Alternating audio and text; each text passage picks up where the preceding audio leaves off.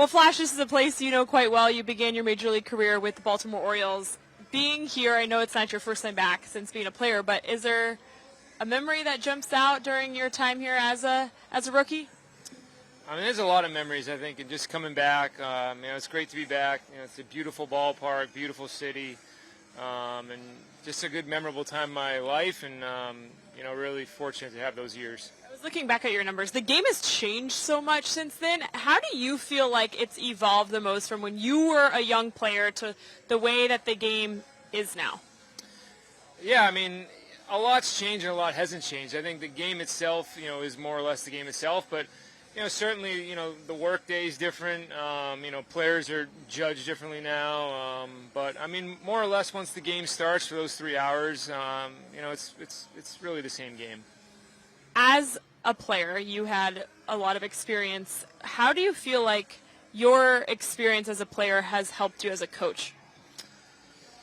Well, I spent a lot of time on the bench. So when you're on the bench, you're thinking about how you're going to get into the game, and I think that kind of preps you for, what the manager might be thinking. So I think in that regard, I had a lot of coaches that impacted me along the way, and just those people I had certainly, helped prepare me for it. And it's something I wanted to do, and glad to be doing it. So you knew as a player that this is what you wanted to be doing ultimately?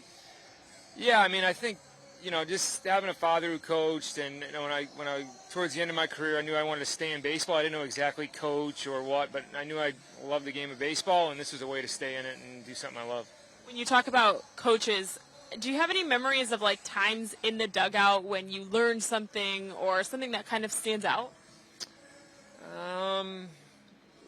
I mean, I played for Buck Showalter. I think Buck made a conscious effort to, during the game, come down and give a teaching moment every inning, and he'd quiz you, and if you didn't have an answer, he'd kind of scold you and look at you all weird. So, I think just being around him and the way he saw the game, I think always kept you on your toes and learning. He would ask you questions, and there were times when Ryan Flaherty, Vanderbilt alum, didn't have the answer? Well, that's Buck. I mean, Buck's known for stumping people, so yeah. What would he stump you with? Just some rule that you've never heard of that might have happened, in 1982 when he was starting.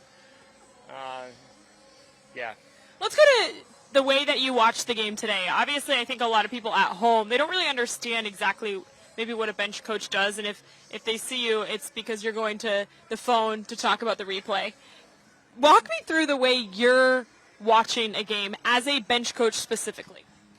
Yeah, I think, just trying to be an extra set of eyes for counts. I think seeing something that maybe he doesn't see, which is hard. I think he sees the game in such a detailed way, but you're trying to be that extra set of eyes and bounce things off him, right? So you'll give him 8 suggestions a game that he says no to, but maybe he takes 2 of them, right, and calls 8 of them dumb, but he takes 2, and you got to live with that. So I think that's part of the role of being a bench coach and making sure that things are running smooth, and players are communicated with properly, and being an extra set of eyes for counts. Yeah, so that's also what I notice is there's a lot of communication between you and Counsell, and then you'll go talk to whoever it is that's going to be in the game. So can you describe that, kind of like the process of that communication? Yeah, I think making sure players are prepared for the role that they may be in, right? I think those 9 guys, more or less know, but those other 4 guys that are on the bench, you try to give them an idea of where they're going to, show up in the game, and, what role that might look like, and, maybe something, maybe if it's a pinch runner, a runner they may be running on, if it's a hitter, the pitcher they may face. So just making sure which days they may be in the lineup, and just trying to communicate with them and make sure they're ready. And then let's go to a replay. So let's say there's a bang-bang play on the field, and you guys have an idea that maybe you want to replay it. Walk me through exactly what happened. All right. So you get to the phone, right, and then Brad inside, there's a number system, right? When you see 1, no challenge. When you see 5, that's 100% challenge.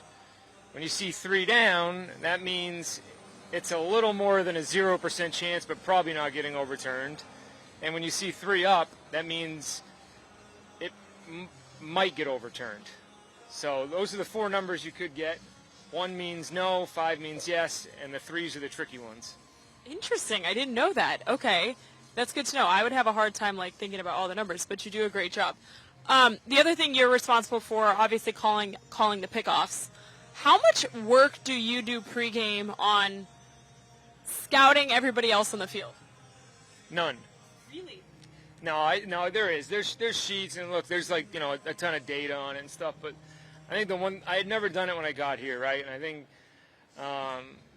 think Counts gave me like the best advice he could give, and he's like, the best thing, you can just watch the game, right? And you can watch the body language of base runners, watch the body language of base coaches, watch how they're reacting to our own pitchers, and really through that, you get an idea of when there's a chance to pick someone off.